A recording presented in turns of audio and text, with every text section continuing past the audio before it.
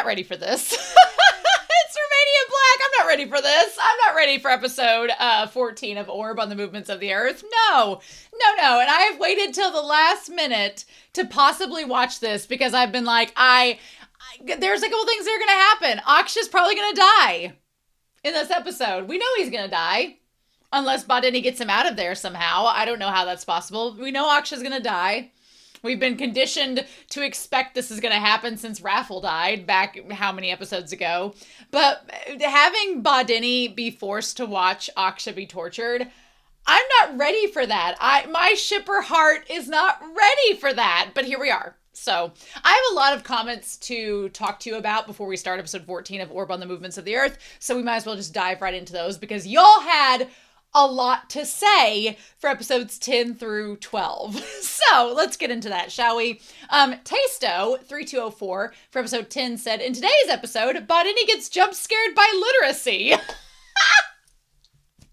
Someone on the Discord, I don't know if it was I don't know who it was exactly. I'd have to go back and look. They shared these two images. One was Badeni and one was Aksha. And in both images, they were surrounded by hundreds of little tiny minis of the other person. And I was just like, but yeah, the fact that Badeni was like, oh my God, fiction. It's like when someone you know loves only nonfiction or you like only nonfiction. And then you have a friend that likes only fiction and you both are like, I'm the fiction person. Nonfiction, I'm very particular with. So usually nonfiction, I'm like, but then, so I would be Aksha in this case, and Badeni would be like, my best friend loves nonfiction, so they would be like, they don't like fiction, so they would be the Badeni.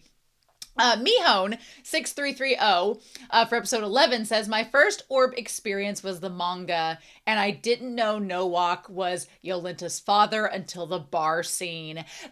We talked about that back in episode 11. That is such a good point to bring out, because yeah, if you were reading the manga, the way that the anime has done it, if you didn't hear voices and you didn't know it was Suda talking, you would not know it was Yolinta's dad until that moment. So that's just, which I kind of guessed Yolinta was his daughter before we even had the dinner scene because she's blonde haired. He talked about having a daughter. I mean, you kind of could piece it together, but I could easily see how in the manga, especially in black and white, you wouldn't know until that scene. So I can't wait to experience it in the manga. It's going to be a fun time. Moomin for episode 11 says, having watched this episode, it reminds me, even if things look dire today, at one time they were worse. Having a voice such as it is does give me hope. I have no idea how the Catholic Church works. I think at one time priests were not always celibate. And they shared two articles. One was about clerical celibacy in the Catholic Church, and the other was a list of sexually active popes, which I'm like, I'm not Catholic myself. So again, I'm also kind of in the dark on this. But I've also bit the inside of my gum today. Fun time, so it's a little swollen. So you have to excuse me for a hot second. But clerical celibacy, I looked up the wiki article that Moomin had sent. Is a discipline within the Roman Catholic Church by which only unmarried men are ordained to the priesthood in the Latin Church of the Catholic, and similarly of the, I'm not going to try to pronounce that word, diaconate, maybe? In other autonomous particular churches, the discipline applies only to the episcopate. Okay. The requirement of celibacy is not dogma. It is an ecclesiastical law that was adopted in the Middle Ages because Rome was worried that the clerics' children would inherit the church property and create dynasties. I like the idea that the celibacy in the church isn't even like, again, we've talked about the Bible and things like that, and it's not even like God's law. It's literally the Romans being like, we don't want the priests to become kings. So that's why we're having the celibacy. Interesting, right? It says, for several hundred years after the imposition of celibacy on secular clergy, the sale of church offices continued. The first mail issued of non-married concubines of celibacy clergy became the set to continue the dynasty. To curtail clerical abuse, the Latin Church imposed a ban on the ordination of children born to unmarried parents. So yeah, a lot of things about marriage and stuff, it's like a lot of that was just people making laws to control things out of greed, and here we are today. So, There's a whole article about the celibacy, and it goes like into a lot of detail that I'm not going to waste our time getting to because I know we want to get to the episode itself. But I do appreciate the list of sexually active popes. That's good to know. Catholic priests who were not celibate before they became popes, and those who were legally married before becoming pope. Some candidates were allegedly sexually active before their election, and others were thought to have been sexually active during their practices, and a number of them had children. There are various classifications for those who are sexually active during their lives, allegations of sexual activities of varying levels of reliability. Well, that talks about Nowak and Antony's dad and all of that. Some claims are generally accepted by modern historians, while others remain contested. So there were popes that were legally married: St. Peter, Felix III, Hormisdas, Adrian II, John the 17th, Clement IV, and Honorius IV. So there was only there were only 7. Very spiritual number, that number 7. 7 popes who were legally married, which was, one was like 33, one was 4, and then not for another 400 years, which is crazy. Then in the 500s, the 800s, and then in the thousands, 1200s. So not since 1287 has there been a legally married pope. Interesting. That's like 800 years. That's wild to me. And then a lot of them, and all the ones that were married before, had children. Interesting. Then there were those that had fathered illegitimate children before their holy orders. There were 3 of those. And they were all between the 1400s and 1500s. So what a scandalous time. There was Pius II in 1458, who was not married but had 2 illegitimate children. There was Innocent the Eighth. Oh, Innocent the Eighth, Pope Innocent the Eighth, who was not married and had 2 children. And then Clement VII, who was not married but had a relationship with a servant girl and had 1 child. Interesting. Then there were those that were known to or suspected to have fathered illegitimate children after receiving their holy orders. There are 5 of them, and they start from the most of them are in the 1500s. What a time. Julius II, Paul III, Pius IV, Gregory the 13th, and Leo the 12th. Interesting. Allegedly a bunch of kids. Cool. And then popes who were sexually active during pontificate, starting in the 900s. Man, 3 of them for the 900s. Sergius, Sergius III, John the 10th, John the 12th, and Alexander the 6th. Some of them had kids, some of them did not. And then, some popes had relationships with men. What? What you say? Paul II in 1464 had an alleged affair with Paige. Sixtus IV was not married, but had maybe some sodomy going on there. Interesting. Leo the 10th was not married. Julius III had an alleged affair with a noble cardinal. I want the Dow Gentry of that, please, from the 1500s. I need that BL in my life. And then Paul VI in 1963. What Paul VI? Alleged affair with Italian actor Paolo Carlini. Come on, Paul. Come on. The first modern pope to publicly deny allegations of homosexuality, which had been raised by Roger Peyrefeet. The allegations have resurfaced periodically and have been deemed credible by some sources. Right? Not that there's anything wrong with y'all having affairs with men. Not that there's anything wrong with that, as long as they are of age and it's consensual. Now, if it's not of age and not consensual, then we got problems. And then Benedict the Ninth, are we talking about bisexual priest? Relationships with men and women. Benedict IX in 1032 was not married, but was accused by Bishop Benno of Piacenza of, quote, many vile adulteries. Pope Victor III referred in his 3rd book of dialogues to unspeakable acts. Well, if it wasn't consensual, we got problems. So, and in May of 1045, Benedict IX resigned his office to get married. Interesting. Again, if it's consensual and they're of age, we're all good. If it is not the 2 above, we are not good. So I'm not going to get into more details about that, but intriguing indeed. So, okay. Well, thank Moomin for that little dive into that rabbit hole. As far as episode 12, Moomin says, art is political. I love their comment for episode 12 because, yes, even art, even manga, even anime, there is a political element to it, whether we want to talk about it or not. It is there. They said, for Orb, we are steeped in the politics of religious authoritarian power structures. I learned the church officially forgave Galileo in 1992. How crazy is that? That honestly is insane to me. That Galileo, they were like, we forgive you, Galileo, like 400 years later. And Galileo's ghost is like, guess I can move on now. What up? It's so wild. It's so wild, the posthumous forgiveness. I'm like, okay, sure. If they're in heaven or hell, how are they going to receive that forgiveness? All right, we go with it. They said, I want to say that your content of the volume of Orb that you have has already been covered, but just to be safe, I'd hold off a bit longer, maybe a few more episodes. Thank you. I appreciate that. I appreciate you letting me know that the volume I have has already been covered, but yeah, we'll wait probably till episode maybe 16 before I dive into it just to be on the safe side. But yeah, we'll talk about it then. Deep Raj for episode 12 says, when Aksha warned Badeni that truth locked away from criticism is fragile, he was urging him beyond pride, beyond the loneliness of being the sole voice for heliocentrism. I like how this comment is worded. We talked a lot about this in the discussion, but I like how Deep Raj worded this.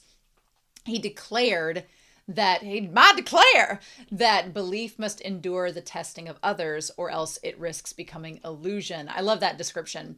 Yet almost in the same breath, he contradicted himself. Heliocentrism is my faith. In this paradox, Akshay reveals the core of his humanity, struggling between reason and conviction, openness and pride. His growth lies not in perfection, but in this tension, for we too live it, holding beliefs we long to see tested, yet clinging to them as articles of faith. Love it. We relate to him deeply, for we too wrestle with pride, with the fragile comfort of being right alone. Through Akshay, we see that true belief is not possession, but dialogue, an orbit sustained by many voices. Yes, it keeps the orbit going. The idea that we just keep that orbit going with our dialogue, with talking about these things, with challenging them, with improving them. It's a cycle. It's in a circle, if you will.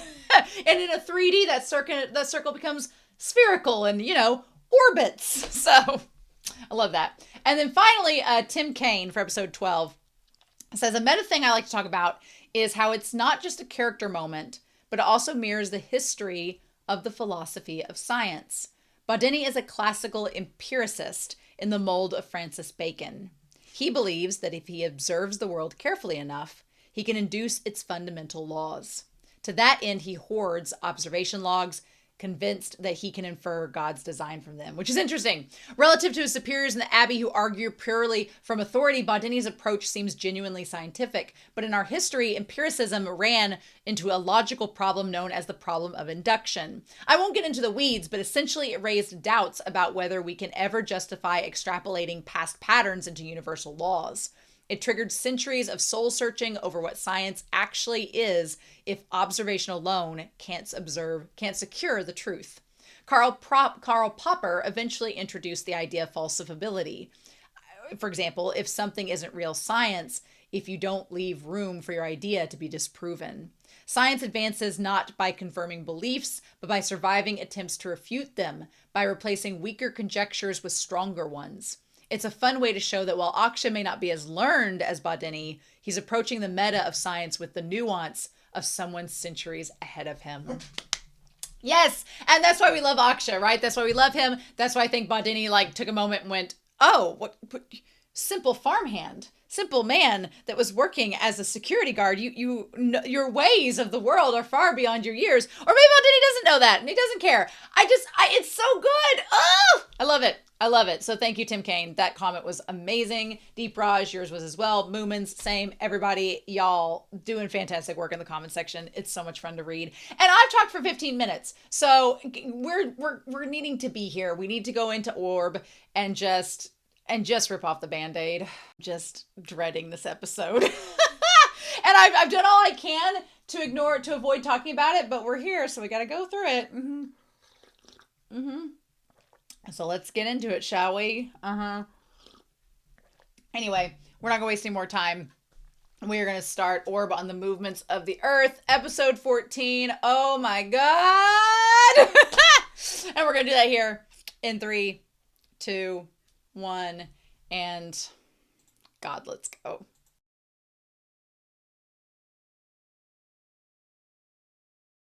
Oh. I know I did not bring Whiteboard Kun out right now, but I honestly don't know if we need Whiteboard Kun today. And I know I say that a lot, and then I drag him out begrudgingly later. But I don't know. I think so far for this episode was very weird in terms of pacing because it's switching arcs. It's continuing an arc past a very pivotal moment, because normally you would expect like the final scene of the episode to be Badeni and Aksha facing the gallows and being hung, and that's the end of it. But it was halfway through the episode instead, and we cut to Yolanta. Do I want to see the aftermath when Nowak finds out about his daughter? Oh, well, yes, but that's going to be next week. So, this episode was called Tonight Sky, ... ellipses, ever going on. Do I think Yolanta's going to die by the end of this series? Mm-hmm. Yeah, I do. Do I think she's going to die right now? No. I think that she has the part to play of passing on the torch of information. There is a big question. This episode, I mean, I could have brought out Whiteboard Kun. Y'all know this, but we can keep track of it together. There is a question of what's going to happen to all the materials, what's going on with everything. There's a question of many things. But I'm curious to go back to Badeni's discussion with Aksha about what's being passed on. So I'm curious about that. We're gonna touch base back on that. But I want to point out the very beginning of this episode opens with the shot from episode 1. So I'm gonna do a side-by-side over here so you all can compare. This up here is the shot from this episode, the very first shot that we see of Aksha getting tortured by Nowak. This is from episode 1. I've been waiting for these two images to coincide. I've been waiting for this moment for episodes, for weeks now, and we're here at episode 14. And we still have, like, what, 15, 16, 17, 18, 19, 20, 21, 22, 23, 24, 25. We have 11 episodes left to go. We have plenty of Orb left to go. We're just barely past the halfway point, but I feel like now I have no clue where the story is going. I have no clue. We can make speculations, we can make guesses, but everything that I predicted was going to happen in this series has now happened. And so now it's just, okay, what do we do? What do we do? We're going to talk about that with Yolanta, but everything I predicted would happen has come to fruition. So now moving forward, it's like, I don't know where we're going and what we're doing. And that's an exciting feeling to have, honestly, especially when you get to this point. But this episode was really emotional, and I feel like I'm such a heartless wench sometimes, because either something brings me to tears and I sob my eyes out, or I have a heart of stone. If you cried in this episode at these two beautiful men in their faith going out in a blaze of glory, if you cried at that heaven and hell gate line that we're going to go back over with Aksha, then I don't blame you. I don't blame you at all. So this episode. So yeah, we need to talk about this. Badeni, I'm so amazed he didn't actually burn it. Am I surprised he didn't actually burn the documents? Not entirely, because Badeni had wanted to be the one.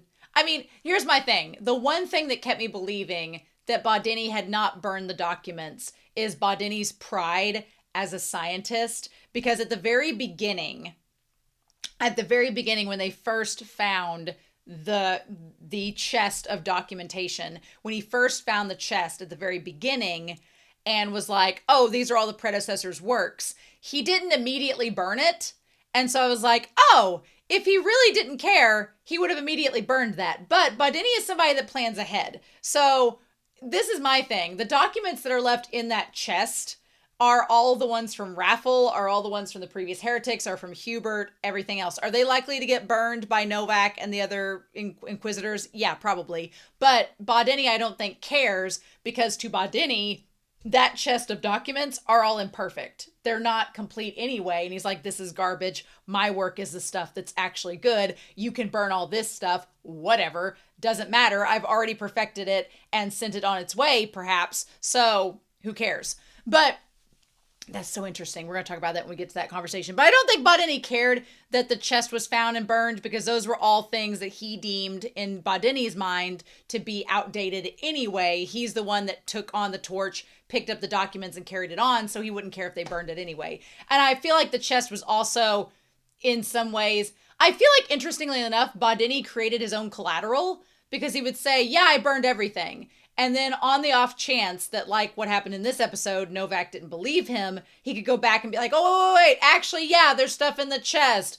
Real important stuff that's all up to date on heliocentrism that you totally shouldn't burn, that I was probably going to burn anyway, but I used it as like a backup alibi.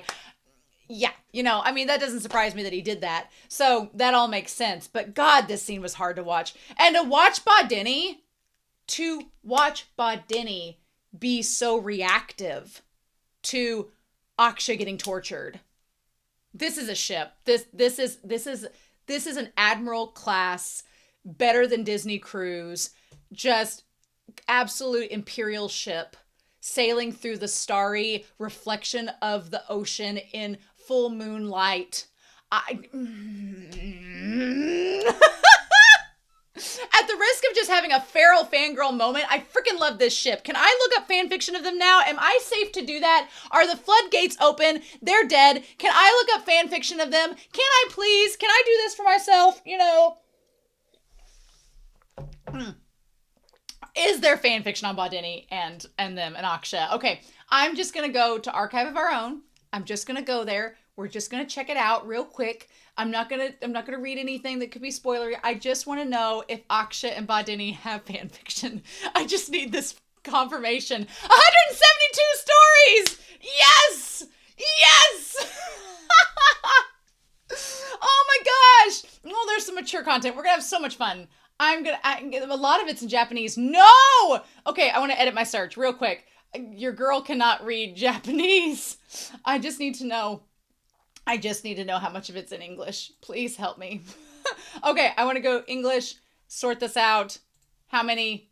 57. That's a good amount. That's a good amount. I've found less with series that I've loved just as much. Yes, indeed. Oh my. Oh, there's a really good one. I cannot wait. 57 stories. I am so excited. Y'all don't even know.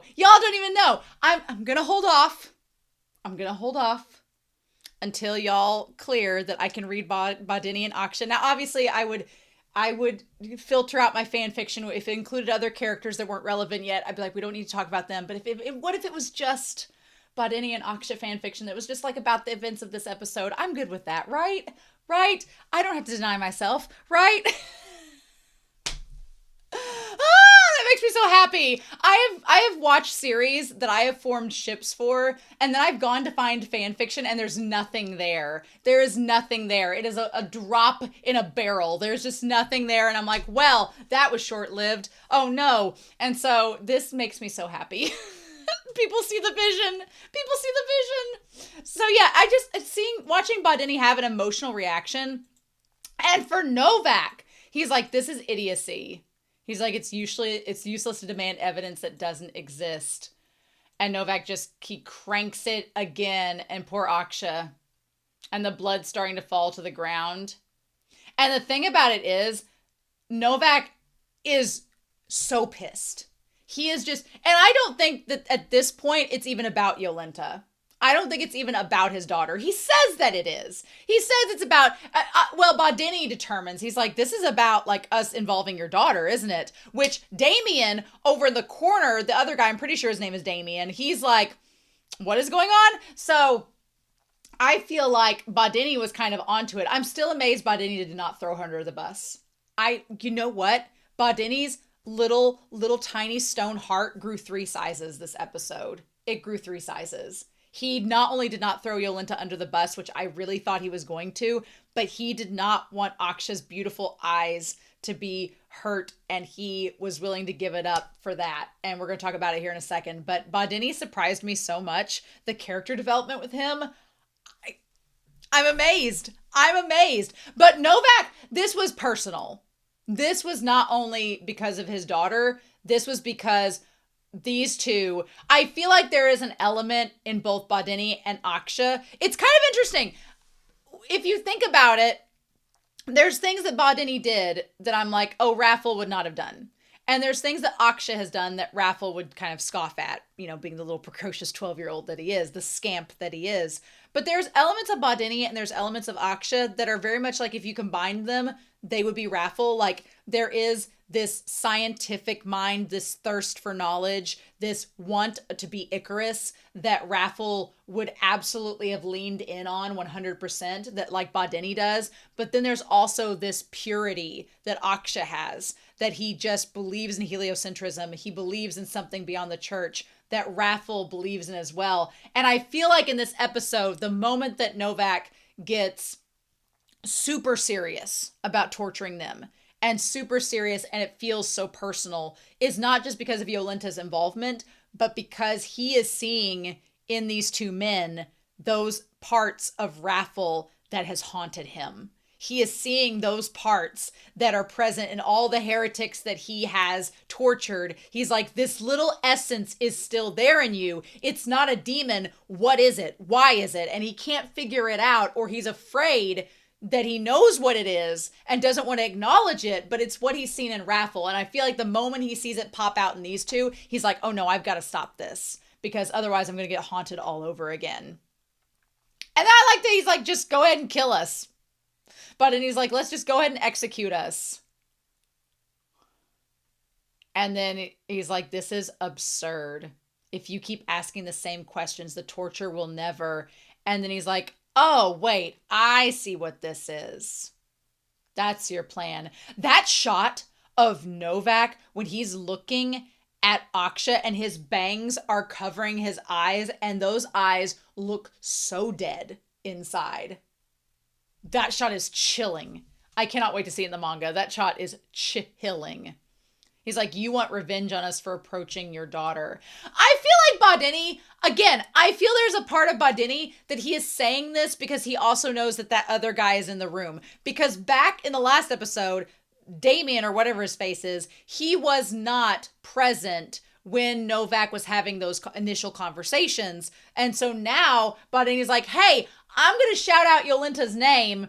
I'm not throwing her under the bus, but I am saying we did approach. It did more than approach. We approached your daughter. So that does, I mean, y'all know how humans are. You know how this song and dance goes. Even if you say you're not going to tell anybody, these gossipy bitches, they're all up in that monastery together. They're all talking. They don't like Nowak because he abuses his power and thinks he's better than everybody else. They're gonna, like, Antony's whole agenda just proved that in this episode, which we're going to talk about. I'm like, haha. So yeah, the moment he said that name out loud, you knew that Damien, the one guy in the room with Nowak, was going to go back and tell everybody else. And it was only a matter of time until she was approached. We'll get into that. That's a ways away. But yeah, he's like, you want revenge on us. And it's like, well, yes, but more than that. He's like, this is your only chance to torment us legally. I feel like Badeni is smart enough to know the system that he also was saying like, hey, this is kind of taking it too far and you're not just interrogating us anymore and now you're torturing us because it's personal. Hey man, that's in the room, I'm not trying to get you involved, but maybe you should have a heart and stop this madman from killing us or torturing us before we're gonna die anyway. I love it. I love the setup of this because Damien does have a reaction and he's like, oh yeah, Nowak would do that. He's like, are such personal grudges proper for a believer? Oh, and Novak's like, quit running your mouth. But I'm like, because Novak's kind of a hypocrite. And I'm like, ooh, oh, we're going to talk about the whole scene with Yolinta. We're going to talk about it. I'm going to wait until we get to that scene. But yeah, I'm so curious where this is going to go with Nowak. I have theories, but we need to get to that part before we talk about them. But yeah. And he's like, where are the documents? And Badeni's like, well, I'm not going to tell you. But then he's like, okay, if you don't answer, then he'll be torn from cheek to cheek. That shot of Badeni and Aksha looking at each other in the eyes. There are so many moments in this episode. I was like, ship. Like the ship meter was just rising as we went. He's like, I told you I burned them. I feel like at that, and then he rips it out. Oh, and like tears his cheeks up, and he's like, and I like that Damien's like, hey, again, you can't kill an idea. So the moment that Badeni plants into Damien's head, he's like, hey, this is, kind of being a little bit egregious, don't you think? That's automatically planted a seed in Damien's head where he's like, hey, yeah, they've already answered the questions that you want. They said they burned the documents. If it was anybody else, would you go this far? Badeni's smart. He knows. I can't believe when he took out the pear of anguish, he's like, no, he's like, treat him later so he'll be able to speak. And then he's like, if the mouth won't work, we're going to... Okay, I'm sorry. Y'all are going to think that I'm lewd and vulgar, but there was a little tiny part of me that he said when the mouth won't work, I was like, are you going to castrate him? Not that would matter, but I was just like, But no. Next up is the eyes. There's something about Novak's eyes, like when he says this, that are just soulless. Like he just is so corrupted at this point by his like desire for revenge. For Badeni though, we're going to skip the intro. For Badeni though, the eyes are so important because Badeni has lost his sight and he knows how precious that is. And he knows how much it has probably hurt him over the years. And he hasn't really even talked about it, to lose his eyesight. And how much now he has to like use the device. He can't look up at the sky. It's such a beautiful moment, not just Badeni feeling for Aksha and trying to save him from that fate, but it also points out part of Badeni's character about how much he really appreciated his eyesight and how horrible he felt after losing it, but he never talks about it. And him wanting to make sure Aksha keeps his eyesight, which is perfect, is so telling of how precious that is to Badeni and how much he doesn't want Aksha to now finally has this moment to be at that point. Yeah. And then he says, this isn't faith. And he's like, do I look like I'm here for small talk? That's the thing. I feel like Novak, he does not like being called out for his transgressions that are maybe perhaps, a little bit worthy of critique. He does not like being critiqued. And so Badeni critiquing him, being like, this isn't faith. You're not being... And honestly, I feel like it holds so much more weight. I feel like there's the critique that Badeni gives Novak, and then there's the critique that Raffle gives him. The critique that Raffle gave him shocked him to his core because of how true it was, and the fact that it was coming from such an innocent place from Raffle's genuine observations. That rocked him. With Badeni, it comes from a different place because Badeni is a man of the church. He is a man of faith himself. He believes so deeply in his spirituality that for him to call out Novak and be like, this isn't faith, you're not being faithful, is flying against what Novak's convictions are or what he claims them to be. And so it's like, and it actually holds weight. Raffles held weight because it was so genuine and authentic and real. Badeni's holds weight because it comes from a place of earnest experience. And so it's so good. It's so good. It's so good. This whole episode was great. But yeah. And so he brings that knife to the eye and says in 5 seconds he's going to pierce his eye. And I like that Damien's like, hey, why are we doing this again? Why are we going to such lengths? And he's like, okay, I guess I'll make this clockwork orange. And Badeni's like, okay. And the thing is, I feel like he's like, well, maybe they really did burn them. And Novak's like, no, they didn't. And then we have that moment where Badeni remembers Aksha saying, I want to see Venus in its final phase. And that conviction that he had in that moment. And he's like, fine. And then he thinks back to himself about how I've been waiting for such a special instant. Like that conviction that Aksha had wanting to see Venus is the same that Badeni had when he wanted to see the text. And so Badeni was willing to sacrifice his eyesight to see it, but Aksha getting his eyesight taken away before he gets that opportunity, Badeni knows how special that is and how powerful that intent is, and he's like, fine. He's like, damn it. I like Badeni's catchphrases, damn it. He said, damn it, whenever they were discovered. He says, damn it, when they run out of time. I love that's his catchphrase, and he's like, fine, I didn't burn them. I preserved the materials. They're in a stone chest on a certain mountain slope.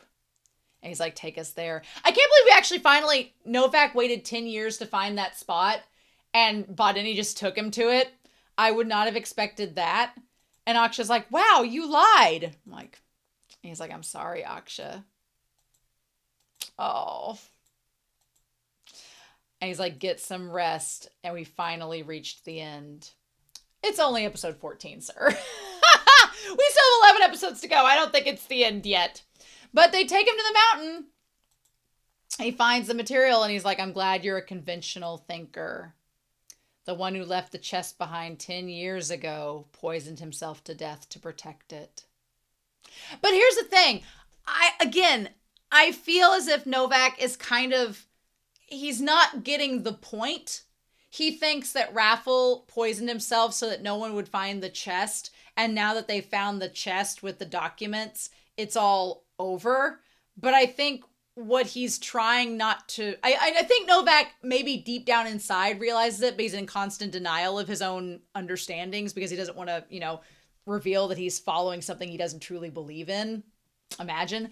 I feel that Nowak's saying, well, we found the chest, we're getting rid of the documents, it's all over, is negating that, no, you can't kill an idea.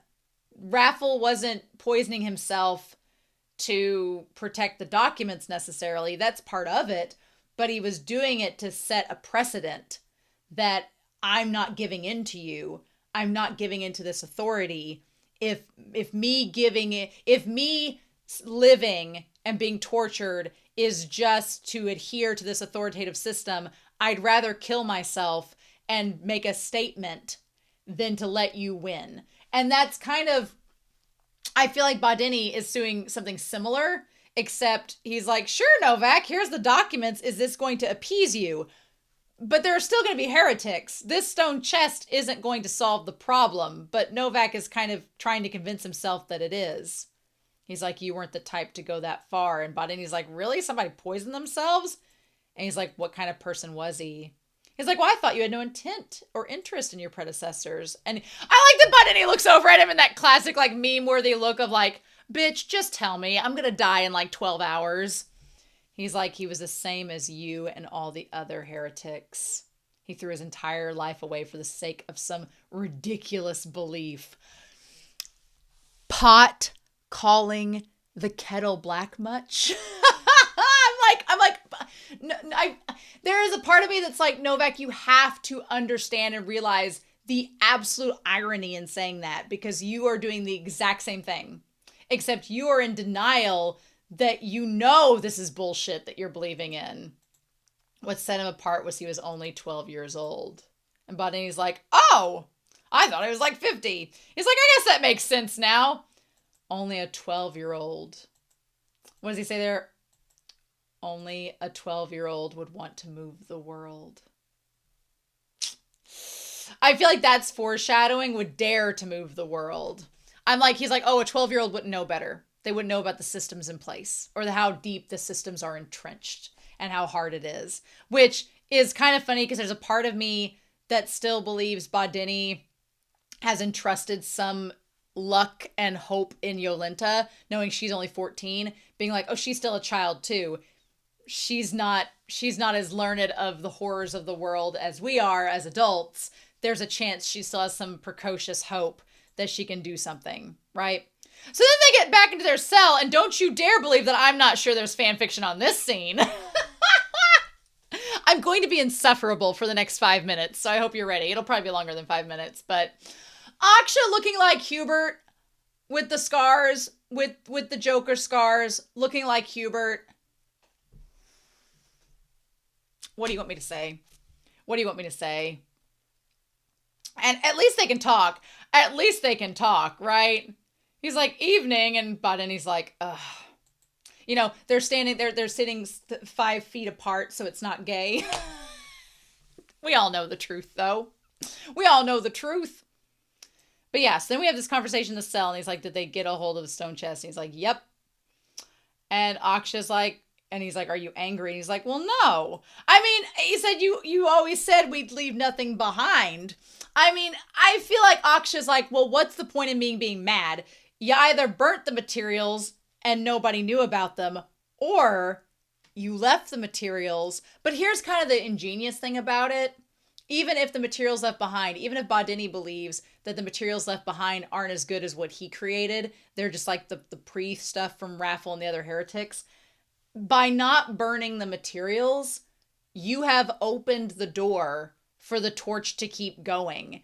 As long as one person, we have seen in this episode through the one Inquisitor, the redhead Inquisitor, whose name escapes me, we've seen through him alone that one person is all it takes to start a ripple effect that will continue on and on and on. Like one person is enough to extend an idea, to pass the torch, to keep the cycle going. One person's all it takes. So the fact that they didn't burn the documents, even if the Inquisitors take all the materials into custody, there is a chance that one person will see it, one person will be moved, one person will spread that idea, and it'll just keep going. It'll keep being infectious, right? If they had burned all the documents like he had said that he had originally, then there was no chance of that happening. He says, well, you always said we'd leave nothing behind. And he's like, actually, I'm surprised. You really did save the documents and you tried to protect them. He's like, yeah, I'm surprised as you. But then he's like, who knew my Grinch heart would grow? And then he's like, why did you confess everything? And I'm like, really? You needed him to tell you? He's like, we were going to die anyway. He says, who cares about my eyes? And he says, you don't get it. And I love that he says, do you have any idea how painful that is? And I feel like the pain he's talking about isn't just about losing his sight in his own eyes, but it's about, I feel like for Badeni, the moment he lost his sight was the moment he lost a little bit of hope and how painful that was. And for Badeni to see how much hope and light is still in Aksha, I think he's like, you have no idea what that feels like. I don't want you to go through that pain of losing that hope because that's what makes you so special. And that's why I like you, you know. And Aksha's just like, what? So then Damien comes in, he's like, time to go. We've upgraded our system. We don't just burn you alive anymore. We hang you and then we burn you. Isn't that convenient? Isn't that more humane? I don't know why they have to wear the robes. I guess they're just symbolic, or maybe they burn easier. And Aksha's like, when your own time comes, he's like, death. It's funny. He's like, they've been strange days, but they're all coming to an end. Ugh. And I just, Badeni is so amazing in this episode. The range of emotions that go through him from being concerned to being mad to being indifferent to being like surprised to being sympathetic to being in wonder, and just, it's beautiful. He's like, I heard the age of the one who first opened the chest. And Aksha's like, what? And he's like, how old do you think he is? Well, I don't know. And then he says he was 12. And it's like, oh, I hope they get to see Raffle again. He's like, that's impossible. He's like, yeah, but that means the unexpected can happen. And so then he gets to talk about this. He's like, heliocentrism is not dead yet. And he's like, I told you in the barn I had a backup plan. Now, the question is what the backup plan involves. I wonder if the backup plan involves him paying. What I thought he was talking about was that he paid the servants or the other people, not the servants, but he was paying the other people that were poor around town that Aksha was taking food to. He said he wanted this. When he said, he's like, I want this. When he looked down at the beggar like episodes ago. I wonder if he paid those people to copy documents for him to spread around. Or to put in the chest and he put the actual documents somewhere else. He's like, I had a backup plan, but whether it works or not depends on luck. There's no time to explain the details. Of course not. You're going to make it be a surprise for later. Of course not. But if all goes well, the writing will be reproduced. And he's like, but how? So I feel like the writing being reproduced, I feel like maybe he was paying the people around town to reproduce the writing, like because the printing press wasn't a thing at that time, so maybe he was paying the people to do it. He's like, when could all that writing of yours? And he's like, not mine. Your writing. The writing that will survive is yours. He's like, why? He's like, mine. He's like, yes. He's like, but why? And then he says, well, have you forgotten? I had no intention of handing my work to someone else. And he's like, well, yeah, but then what happened to your book? My writing was too voluminous to reproduce. Your writing has no scholarly value. A backhanded compliment till the end. But that's why it might spread. And he's like, well, what might spread? And he's like, inspiration. But he's like, look, people around here, these plebeians, they would rather read fiction than nonfiction, so let's just reproduce your work. So my question is, what about his book? What about his book? Is it just gonna, like, he did all those theories? Is it just gonna die with him out of spite because he doesn't want anybody else taking his thunder? What? He's like, the rest will take care of itself. I'm so curious to see what his plan is. He's like, but leaving something behind won't be beneficial to you, right? He's like, you're damned right. I'm like Walter White here. Leaving something behind in the hands of perfect strangers is meaningless, no, worthless to me. However, mysteriously enough, I love this, there may be a realm that doesn't deem it useless. For example, and then he thinks of the archives. So I'm like, did he leave his book behind in the archive? Like, I want to know.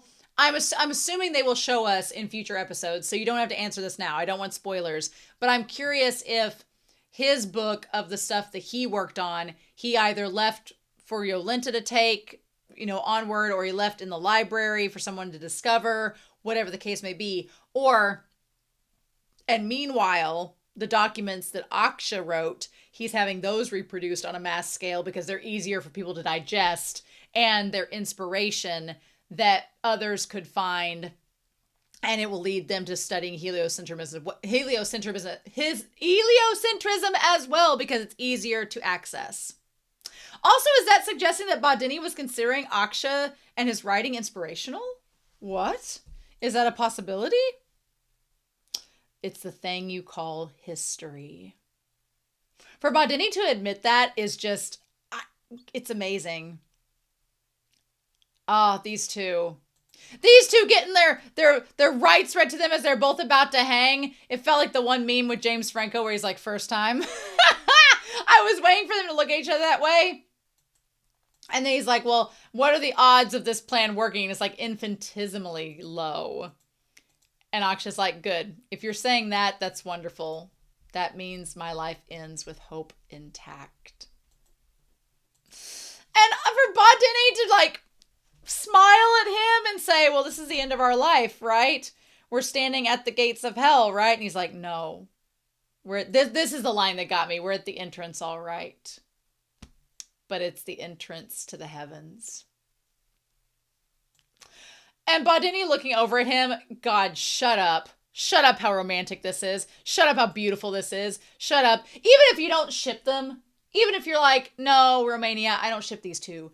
Just the platonic bestie vibes, the going out in a blaze of glory. Romeo and Juliet could never. They wish. Shakespeare wishes that he had this. Shakespeare wishes he could do an ending like this of two characters. The sight spread before us now doesn't look like the entrance to hell. Tonight's sky is beautiful.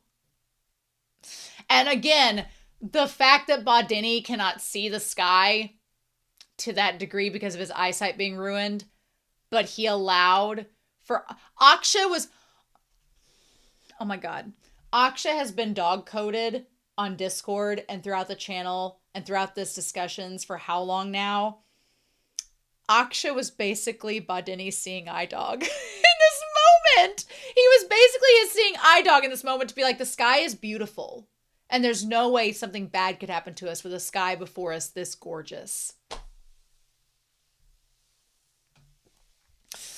And Badeni just kind of smiling at that. Shut up. Shut up. Shut up. Yes, him smiling. I guess I can believe in that. My heart just absolutely falls for these two. And then he, like, everything being passed down. I love it. And the two of them just looking up at the sky. And every time a character looks up at the stars and their eyesight is filled with, like, the starry gaze. I mean, shut up. Starry gaze indeed. And then Nowak comes up and he's like, well, they ain't getting any deader. Time to burn the bodies. And I was like, at this point, I thought, okay, where are we at in the episode? And I'm like, we still have 10 minutes left. What are we doing? And then we had the pair of anguish. That damn nasty, bloody pair of anguish. So then we cut back to Bill and Ted on their excellent adventure as Inquisitors. And basically the redhead, is the redhead Keanu Reeves or is the other one? I don't know. I feel like the other one's Keanu Reeves, but maybe not. And he's like, what do you think faith is? The redhead's asking it. He's like, is it faith or the church? And he's like, well, it's scripture, it's doctrine and things. Here's the thing, the blonde guy is your very stereotypical, I'm just following orders. I don't want to think about it. I don't want to question things. I don't want life to be complicated or hard. I just want to follow orders and be a little worker ant, and that's all I do. And those type of people frustrate me a lot in real life because I know a lot of people that are like that. They frustrate me. I'm like, think for yourself. Think for yourself. Do your own things. Quit relying on everybody else to tell you what to do. I'm like, but people like that frustrate me to no end. And I encounter a lot of them in my profession and in the real world. And I'm like, and so I feel like there's a difference because I, for one, like, for example, I do not know much about cars or automotives. So am I the stereotypical girl relying on someone to explain cars to me? I'm like, yes. In fact, I am. And that's fine. My brain is designated to other things of importance. But I feel like there's a difference between knowing about things but letting a professional do it and being willfully ignorant. Being willfully ignorant bothers me a lot as a person. And that kind of feels like what the blonde is doing. Maybe not willful ignorance, but he very much is just like, well, if we just follow and do as we're told, I ain't got much to worry about. And the redhead's like, but I don't like that. He's like, sometimes I lose sight of the answer. And then he's like, we spend every day inflicting pain on others. I like when we cut to his face and he's like, ugh. He just looks so annoyed. He's like, but they're heretics and witches. And he's like, well, and he says they're evil, right? And he's like, yeah, supposedly, allegedly, but why is my heart so heavy? And I'm like, oh, well, maybe it's because you're like doing the opposite of what your religion is telling you to. Imagine. So why is my heart so heavy? And the guy's like, well, it's just, when he said it's a scholar's job to think about that, I was like, oh yeah, there we go. There you have it. He's like, it's a smart person's job to worry about all that stuff. A scholar. You just do what you're told and don't worry about it. Our job is to carry out what our superiors decide. Who wants to do that? Not me. And then there she is. So, like I said, I called these two encountering her and taking her into custody. But what happened once they took her in was not what I expected. However, we should note, Yolenta has found out that her dad is an inquisitor. She knows now what her dad does. And so now the question is, and she's seen firsthand through Antony what an inquisitor does behind closed doors. So now the question is going to be, how is she going to react to her father? And here's the thing. During the episode, she kept asking about Badeni and Aksha, and people were like, yeah, they're heretics. We've tried them, but nobody ever said they were dead. So if she goes to her father and is like, where's Aksha and Badeni? And he's like, oh, they're dead. And she's going to be like, did you kill them? Is she going to confess to her father that she was working with them? Or is she going to leave her father and run away? Or is she just going to avoid him altogether now? And Nowak is never going to see her again. And when he asks the Inquisitors, they're going to be like, yeah, we took your daughter into questioning. Is he going to freak out either way? Okay, look. My view of what I want to happen to Nowak is so torn in different directions. Because here's the thing. I don't feel as if there's not a part of me that's like Nowak should suffer because he killed Badeni and Aksha and Raffle. It's not that, because all three of them were ready to go. They had conviction, were ready to die for their beliefs and be martyrs, and they were fine. They did not look at Nowak and be like, someone's gonna get you, Nowak, and get revenge on you. Like, they didn't have that kind of will towards him, which I appreciate in the series. So it's not that I want Nowak to suffer revenge for, for killing those three characters. No, he was playing a role in part of a system. But what I do want is for Nowak to realize the karma of his actions. And he has been furthering this cycle to the Young Inquisitors. The Young Inquisitors, in turn, did exactly what he told them to, did exactly what they said, but now it was his daughter on the receiving end. So how do you handle that? Do you treat it like anything else? Because you should. Or are you going to be a little hypocritical? It's like, what are we going to do, Nowak? So I kind of want to see that. And there's a part of me that wants to see Nowak fly off the handle, but then it's like, well, but what does that even look like? What are we even going to do with that? And like, we heard that 6 nights ago you had dinner with friends. So as far as everyone knows here, as far as we know for sure, they are only suspecting that she had dinner with Badeni and Aksha. They don't know her rest of her involvement. Antony doesn't care. Antony hates Nowak. And some of y'all, somebody was saying that they shipped Antony and Nowak. I'm like, that's a kinky ship. All ships are valid. All ships are valid in the world of shipping.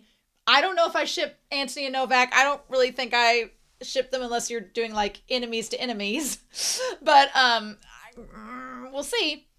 We'll see. The other two men were judged as heretics. And she's like, they researched the model of the universe that defied the church doctrine.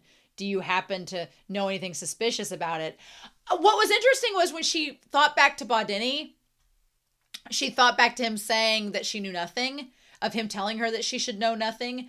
There was a part of me that kept wondering if she would think he was going to throw her under the bus, but she never did. She had faith in him. Funny that. So she's like, no. And they're like, is that so? And then the one guy says, the redhead was ready to accept that and be like, okay, we're good to go. But then the blonde is like, did they ask for your help with something? And the answer is yes. And she lies. And the blonde is like, well, sure, that's only natural. You're Nowak's daughter. And then Antony comes in and he's like, did somebody mention the man that I hate? And he's like, come here. He's like, is that Nowak's daughter in there? They're like, yeah, she had contact with the two heretics, but, just in case. And Antony's like, but she doesn't appear to know anything. So we were going to let her go. And Antony's like, oh, because that's what Nowak would do, right? Because it was his daughter. Well, he's not above the law. That he's so proudly hiding behind. Prepare her for torture. Like, Antony's eyes are just black. He's a very scary villain indeed.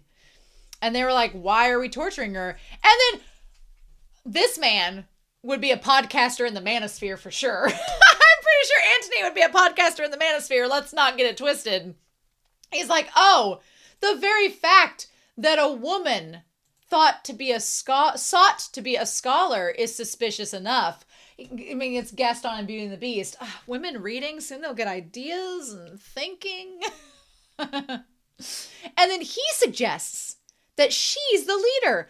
I want to point out to you all that Antony, this man, is so entrenched in his aggression and his hatred of Nowak that he is proposing that I just want to point out the contradiction of what this man is saying, because he is very much ascribing that, one, a woman wanting to be a scholar, why, she's not worthy, but in the same breath is saying that this woman who's not worthy of being a scholar and should be considered suspicious for even seeking to be a scholar, she's the leader of the three, and has the implication that he is suggesting a 14-year-old girl has bewitched Aksha and Badeni. Badeni, a clothed man of the church with years of bishop experience, and Aksha, a grown-ass man. This 14-year-old girl has bewitched them because of the demon possessing her. And then it's even more of a slap in the face because it's not even that she had the power of possession. It's the demon inside of her. The layers of misogyny in that statement alone just like made me want to crawl inside myself and go hide in a ditch. I was like, what? She's the leader. And you can tell they're both like, what? Or rather, the demon that possesses her is. That girl don't seem like she's possessed by no demon. The two arrested men were surely just puppets. You have to get to the truth. Antony's like his hatred of Nowak is that strong. And like her father's an inquisitor. And then he says, the stricter the home, the greater the temptation. I'm sorry, your dad's the freaking bishop. Pot calling the kettle black. We've seen many cases of that. I'm sure you have. And the redhead's like, he's like, oh yeah, you're the one that wouldn't torture a woman. And didn't she turn out to be a heretic? Will you let another villain go? Do you know? And then he tied this back around because I was waiting for him to tie it back around to the church spending money on the Inquisition because that's why he doesn't like the Inquisition to begin with. And he's like, well, we're spending all this money. And back then, when he had that conversation with Nowak, Nowak was like, well, we're just doing our job. And now he's like, I want Nowak to eat his words. Do your job that we're paying you all this money for. You better give it some reason. What impression do your words and actions leave with others? What a statement to say. Man. So then he comes in there, and the fact that Antony tortured her, if she ever told Nowak, I'm like, what would he do? There's a part of me that would like Nowak to go and, oh, he has the gloves still. He still has the gloves. Oh my God. Okay. So he took the gloves off her, the gloves that were the gift from her father, right? That were like, she treasured those gloves, and he took them off her hands. If Nowak comes back in, here's the thing. She's probably going to ride off because the one redheaded monk told her to. The Inquisitioner, I say monk, the Inquisitioner that's redhead told her to ride off. She may ride off into the distance and never come back because she knows her dad's an Inquisitor now. She knows that he's involved in this. She can't just immediately go back to him. He would be obligated. So this entire Nowak's actions have drove his own child away from him. Is maybe the karma that we're getting. But I'm waiting for Nowak to go back and for Antony to be like, will Antony lie? Will he say that they tortured her? I mean, they did torture her. They took her tooth out. But will he say they tortured her more than they actually did to try to get a rise out of him? Will they show him the gloves and say, this is all that's left of your daughter? I want to watch episode 15 so bad right now, but I have to wait. I'm going to wait till comments come in. But I want to watch so much. But yeah, them pulling out the tooth. I wasn't ready for them to pull out a nail. So the tooth is just as bad. I couldn't watch that scene. That was gross. Blech. It's like when Ron Swanson takes his like fake teeth out. Oh my God. Terrible. Nope. He's like, look, I took the first step for you. And he's like, I'll leave the rest to you. The thing that is different I want to note about it is the way that Antony and Nowak handle the situation. Nowak did a lot of psychological manipulation with the two young men by pointing out like about emotions and about picking up liars and about the reasoning behind it. Antony is kind of half-assing it where he's just like, do it, I told you to. But Antony doesn't have the emotional manipulation that Nowak did. And I'm going to just say it, Nowak's a pretty messed up man. That man is layered and messed up and complicated. And I don't know if Antony making an enemy out of him is necessarily the best course of action. I don't know. I guess we'll find out what's going to happen with that. But he leaves him there. This part here, look, as much as I am grateful that the blonde was not able to torture her face to face, there was a part of me that's like, you're a coward. He couldn't take the tooth out because he didn't want to see the face of this girl knowing that she didn't deserve this. I'm like, you're a coward wanting to do the thumb screws.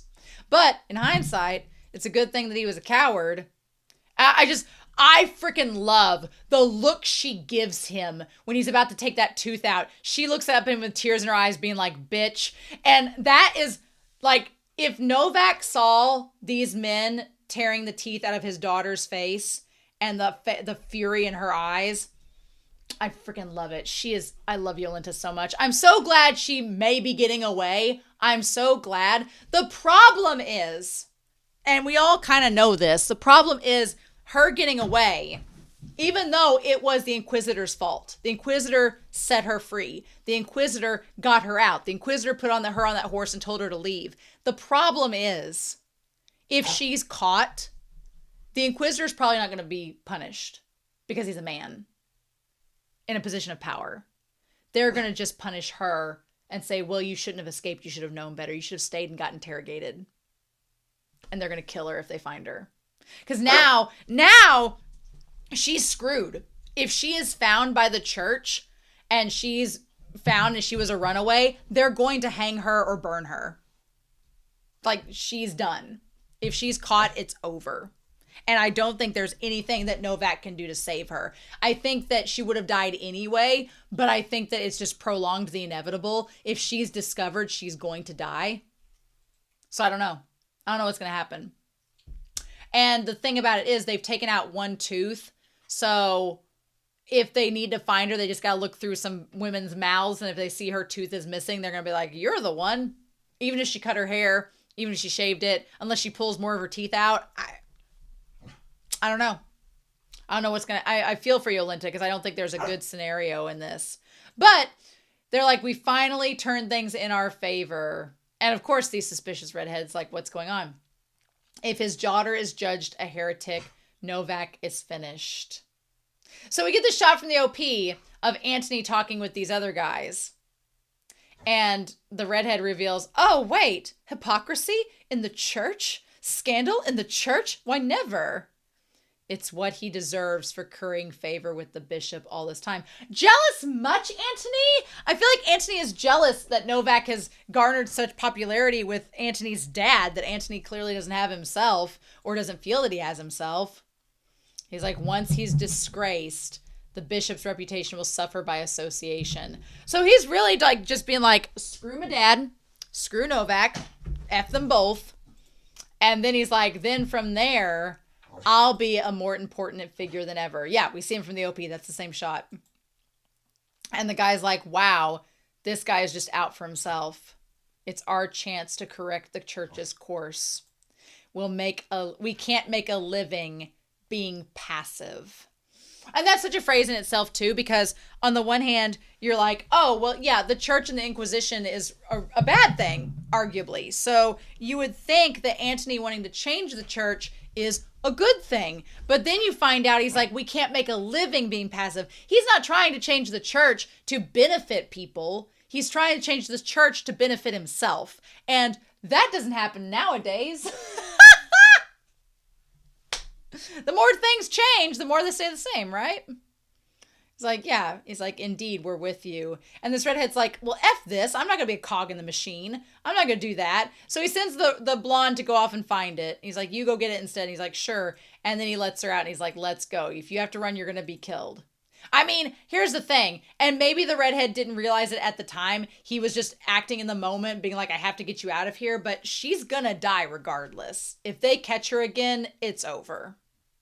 He's like, I can't let them kill you. The thing is, he's like, I'll stay behind and explain to the others. They'll understand. I'm like, no, they won't. They're going to kill you. So I don't know what he's going to do. But I don't see things going well for him because clearly he was the only one around to let her loose. Unless he argued. He's either going to throw her under the bus even more. And once she gets caught, she's definitely going to die. And it was just like, on the one hand, I appreciate that he in good faith to himself could not just let her stay there and die. He's like, I at least want to give you a fighting chance. Good luck. Hope it works out. But on the same vein, it's kind of sad because it's like, well, you're either going to throw her under the bus in the long run and she's dead anyway, or you're going to die. And then if she gets caught, she's dead anyway too. But at least there's a chance. There's a hope. There's a hope. And that's kind of the point of it. There's a hope, like what Aksha was saying, as long as it's an infinitesimally low chance that Yolanta's going to live. But it's a hope. It's a chance. And that's Aksha's like, that's all I need. So that's all that matters. And he's like, what do you think faith is? I believe it's a way of life. And then we get to the end of the episode. There was a tiny little moment that I wanted to ship the two of them, but she's 14. We're not shipping her with anybody. No. She's just wise beyond her years. But yeah, faith is a way of life.